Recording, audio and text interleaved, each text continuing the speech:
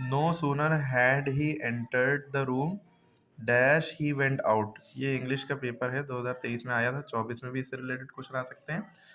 तो याद रखिए कि जब भी नो सूनर लिखा होगा तो हमेशा दैन लगेगा। IMCQ OMR शीट मिलेगी, उसमें दैन पे टिक लगाइएगा, बी ऑप्शन पे बबल कर दिएगा, ठीक है। Which of the following word is miss spell, इनमें से कौन से वर्ड की स्पेलिंग मिस स्पेल यानी गलत है। तो आपको याद होना चाहिए, जब भी कभी ईव वाला वर्ड होगा, ईव, अच्छा, जब भी कभी कोई ऐसा वर्ड है जिसमें सी नहीं है, और बिलीव खींच रहा है, ईव है ना, तो याद रखिएगा EVE लास्ट में आएगा, ईव, ठीक है। लेकिन अगर सी है तो IVE लास्ट में आएगा, ठीक है, IVE लास्ट में आएगा, तो ये स्पेलिंग सही होंगी।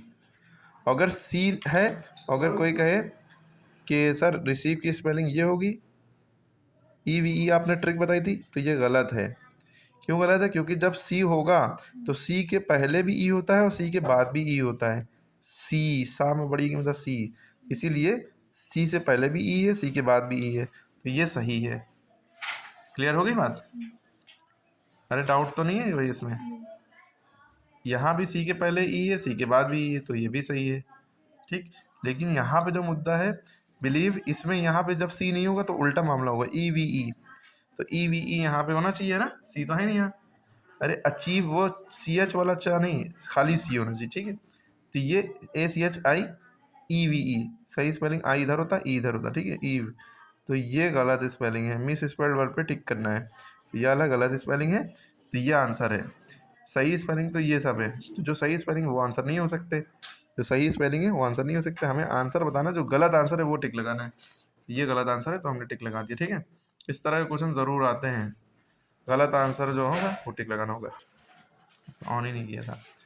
तो रीअरेंज द फॉलोइंग वर्ड्स आता है, रीऑर्डरिंग यानी कि ऑर्डर सही लगाना, आगे पीछे दिया। Crow clever is a very little bird, the word is, तो इसका सही आंसर होगा the crow is a very clever bird, ठीक है। चिड़िया, सॉरी, कौवा एक चालाक, बहुत चालाक चिड़िया है, ठीक है। तो इस तरह से ये होता है। जब भी प्राउड लिखा होगा हमेशा ऑफ आएगा, I am proud of you my son, कहते नहीं है, याद रखना है। और प्रीफर लिखा होगा तो उसके बाद हमेशा टू आएगा। ये प्रीफर वाला आपकी आ सकता है 2024 में, ही prefers coffee to T.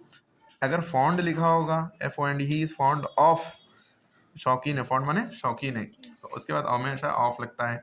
Y, it is 9 by my watch, watch होगा तो बाई, ठीक है। ही डाइड ऑफ, अगर कोई चीज़, कोई किसी से मरेगा, डाइड के बाद हमेशा ऑफ लगता है। तो इनमें से कोई एक 100% 2024 में आ सकता है, ठीक है, प्रीपोजिशन वाले में। उसके बाद इस तरह का भी आ सकता है, one who can not speak, जो बोल नहीं सकता, उसे डम कहते हैं। डम माने गूंगा, डेफ माने होता है बहरा, डीफ बहुत से लोग पढ़ते हैं, गलत प्रोनाउंसिएशन होता है, डेफ माने होता है बहरा, जो सुन ना सके। विजनलेस माने सुन नहीं सकता। लेम माने होता है लंगड़ा। तो यहाँ पे पूछ रहे हैं जो बोल नहीं सकता वो क्या होगा, डम। एक्चुअल में डेफ जो है, डेफ और डम और दोनों के सेंस में यूज होता है, यानी गूंगा बहरा दोनों के लिए डेफ यूज होता है। लेम माने लंगड़ा, क्रिपल्ड, ठीक है।